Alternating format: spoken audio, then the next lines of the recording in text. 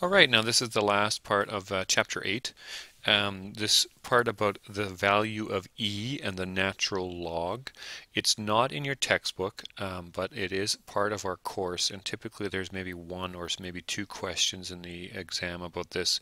So I will include it, but won't spend too much time on it. The letter E is used for a particular constant. It's one of those special numbers. In fact, there's maybe 5 really special numbers in all of math, and 0 and 1 would be 2 of them. And then you are familiar with pi, and then there is the letter I, which really just represents an imaginary number, which is the square root of -1, which unfortunately we don't get to play around with this in this course. And then is this letter E here. I will just refer to it as E. Every once in a while you'll see it referred to as this fellow here. How do you spell his name again? E-U-L-E-R. And I think you actually say his name Euler. So sometimes we call it Euler's constant, but usually we just say E.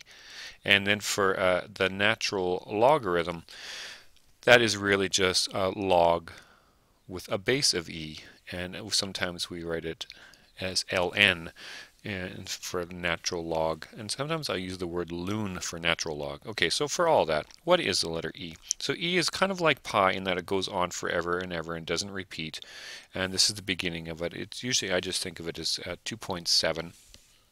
Mathematically, you can find it by doing a little bit of, really this is a calculus kind of notation, and you don't have to know this. This is just for people that are interested in it. It's a limit as n approaches infinity of an expression 1 plus 1 over n to the power of n. So if you think of this here, if I say that n is equal to 1, 1 plus 1 over 1, so that's 1 plus 1, 2 to the power of 1 would be, so if n is equal to 1, then this limit of 1 plus 1 over n to the n would be equal to 2. If I put n as 2, 1 and a half, that's 1.5 squared, 1.5 squared is 2.25. If I kept on doing this and got things bigger and bigger until I can't get to infinity, it's an idea of getting a number getting larger and larger, this expression over here will get closer and closer to 2.718 dot dot dot. So that's where E comes from. As I make n larger and larger, I get closer and closer to this 2.718. And it has some useful things in math and actually in the application of math, which we'll see in a little while.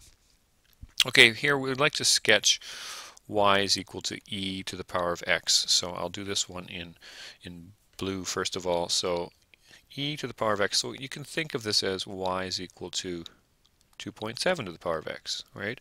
So our two starting points, as usual, would be 0, 1, and then would be 1, 2.7. 1, I'll put e here, 1, e, or 1, 2.7. And then we have a line that goes up, something like this. And again, we'd have a horizontal asymptote along the x-axis where y is equal to 0. Okay, so I need to switch to a different, how about we do red for y is equal to the natural log of x. And you remember the relationship between having the exponential form or the inverse, which is the log form. There's two ways to think about an inverse. One way to think about the inverse, try that again, is that the x and the y switch. So in wherever I have a 0, 1, I will graph a 1, 0, for example. That's the first way to think of it. And the second way to think of it would be the first one. The second one is that it reflects over the y is equal to x. Alright, so let's do the first part first. Let's do the x and the y switch. So I got the 0, 1 becomes 1, 0. The 1, 2.7 is going to be equal to 2.7, 1. So that would be over here. So that would be 2.7, 1. And now it becomes helpful to think about the general shape of it as reflecting over y is equal to x. So this reflection would be kind of along, this is the y equals x line. And so if you think of that reflection, it helps you imagine that this horizontal asymptote along the x-axis is now going to become a vertical asymptote along the y-axis at x equals 0, and we'll have a line that goes something like that, and it extends in both directions. Okay, so those are our two graphs. Note, ln has the exact same properties as log. I find it helpful often, like say looking at this loon, to rewrite it actually, to write log and then put a base e of 5 over 3. Okay, so that the ln, the natural log, or loon or natural log of 5/3 is equal to the log base e of 5/3. Mathematically, it's the exact same statement. It's just a matter of way of writing things. You're not going to see this on a test or an exam, but you can change it on your work, and there's no loss of marks or anything like that if that helps you remember what it means. So you're going to actually have to look in your calculator and figure this out, how to type it in. So you're going to have a natural log on your scientific calculator. When you type it in, you should get something like 0.5108. I'll just round it off maybe to 4 decimal places here. Okay, how about part B here? The natural log of e cubed. Well, you should have a natural log button, like from part A. You probably also have a button on your calculator for e. So you could type that in and you would get the answer, and the answer would be exactly 3. But this would most likely be in a non-calculator section of your test. So let's think about, how we could do this without a calculator. So let's say if I say this would be equal to some number, and I'll put it as x here. Okay, so most of the time when we get stuck in like how do you solve stuff, yeah, it's good to switch between exponential and logarithmic statements. So I will in fact first of all write this as log base e of e cubed is equal to x. This is in logarithmic form, so let's change it into exponential. So if I change it into exponential form, here is my base e, right? So I'll put e as my base.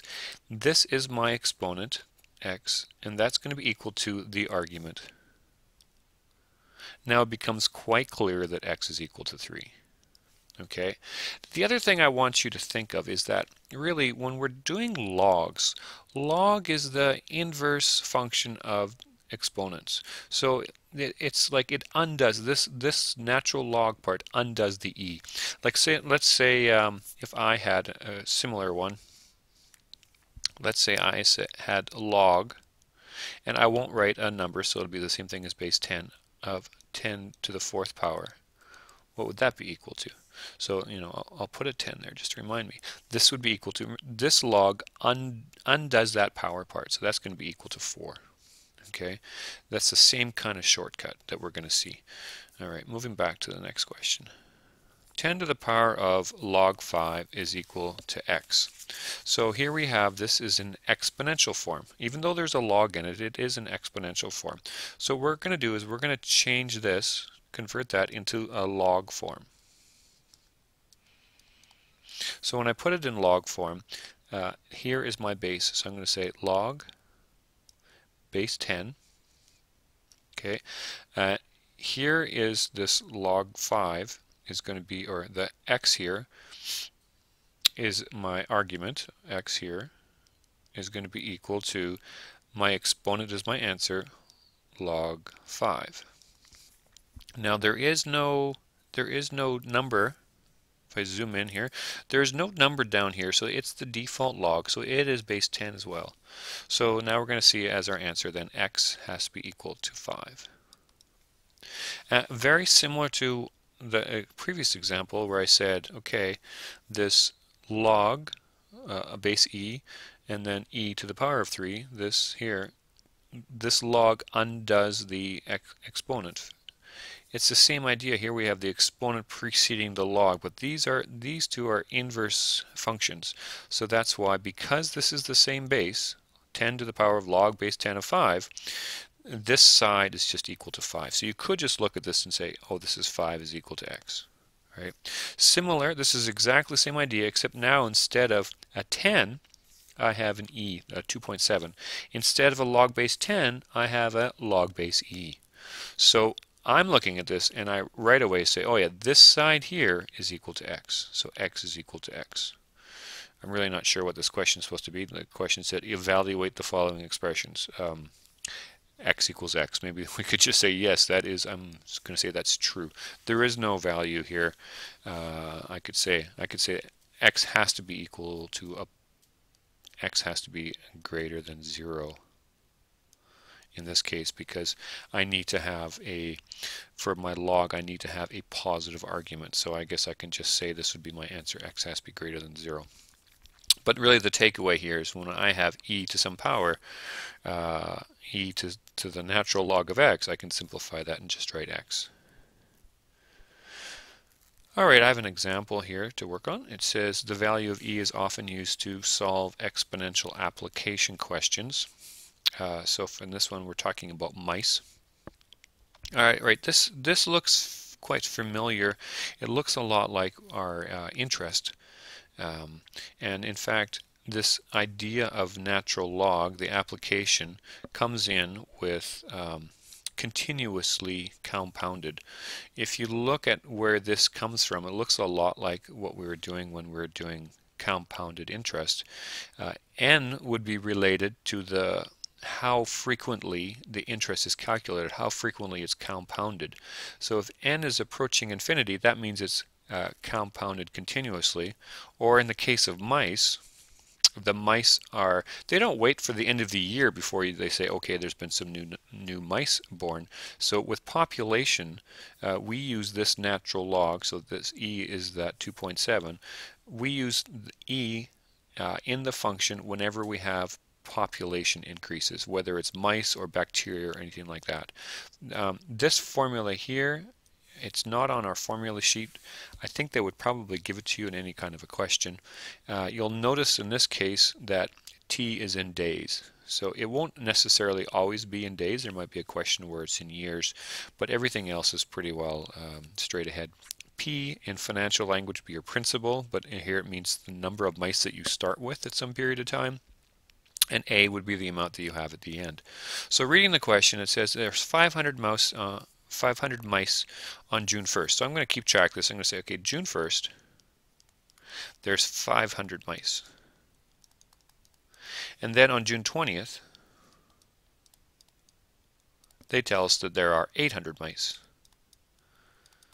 And then we want to find out that on June 28th, how many mice will there be? So this is really the question in a shorthand. So what I'm going to do is I'm going to take these two dates here, and I'm going to use this to find the rate. And in this case, the rate is r. So find the rate r.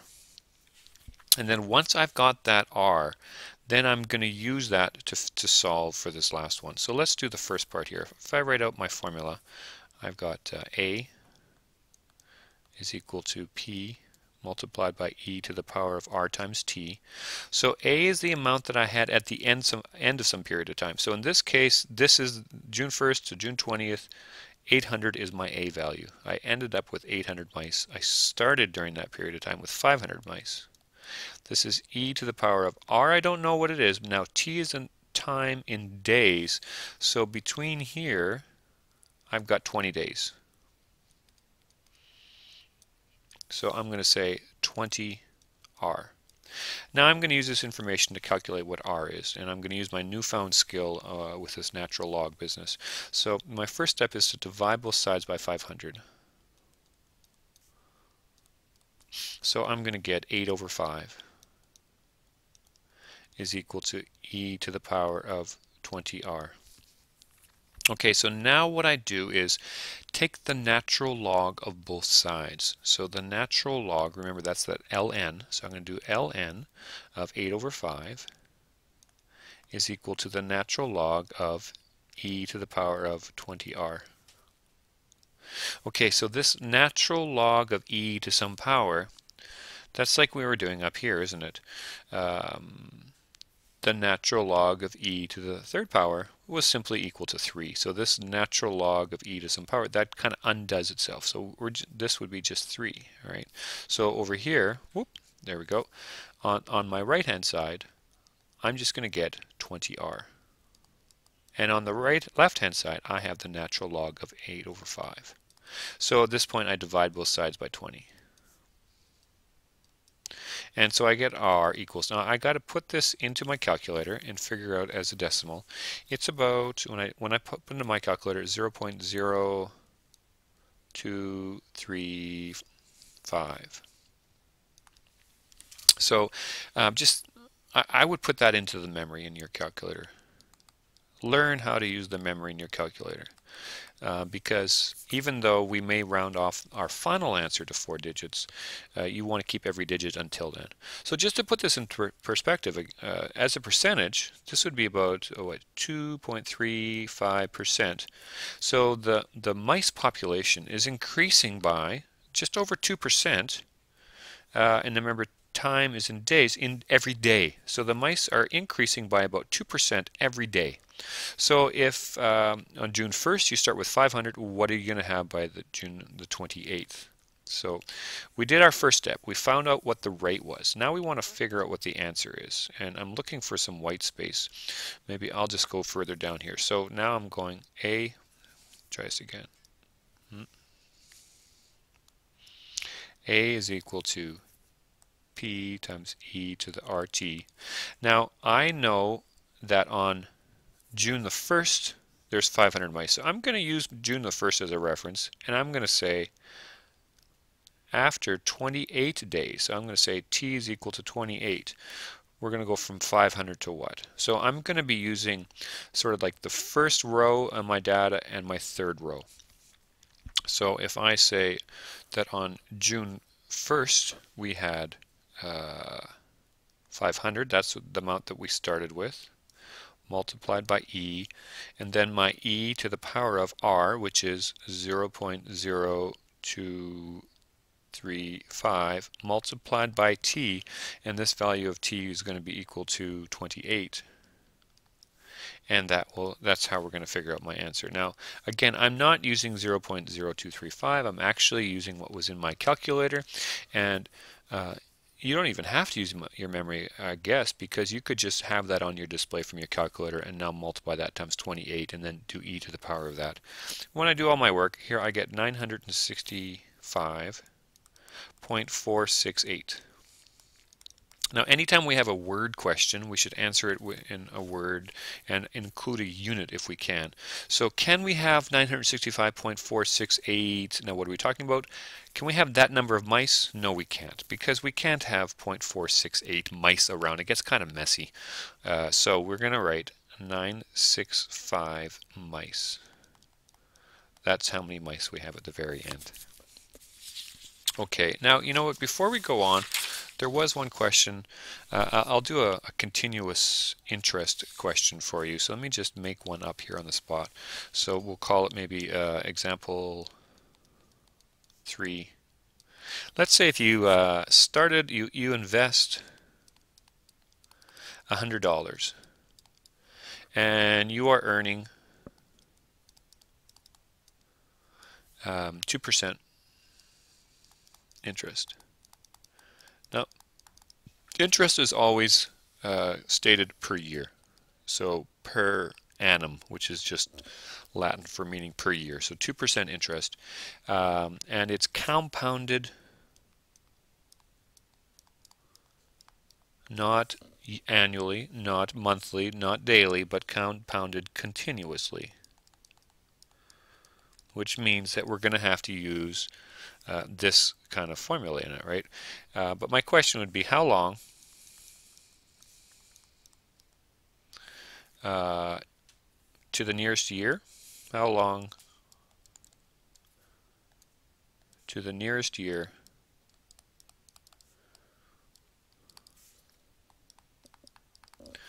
until your investment triples? Okay, so we bring out our A is equal to P t times e to the power of RT. We're going to be starting with $100, so we'll put 100 there, and we want to end up, triples means it gets multiplied times 3, so I'll put a $300 there, E. Now my rate is 0.02, because that's that 2% as a decimal, so this is to be 0.02 multiplied times t. So dividing both sides by 100, I get 3. I'll just pause. Okay, the announcements are over. I'll finish this up. E to the power of 0.02 times t. So now we take the natural log of both sides. So the natural log of 3 is going to be equal to the natural log of this e is equal to the power, natural log of e to the power of 0.02 t. So this part here cancels each other out, and on the right hand side we'll have 0.02 t is equal to the natural log of 3. Getting your calculator out, you're going to find the natural log of 3 and divide by 0.02, and we'll get an answer. T is equal to 54.931 or so. And then looking back at our question, it said how long to the nearest year, and so we would say 55 years would be our answer. Okay, and we'll see you in class.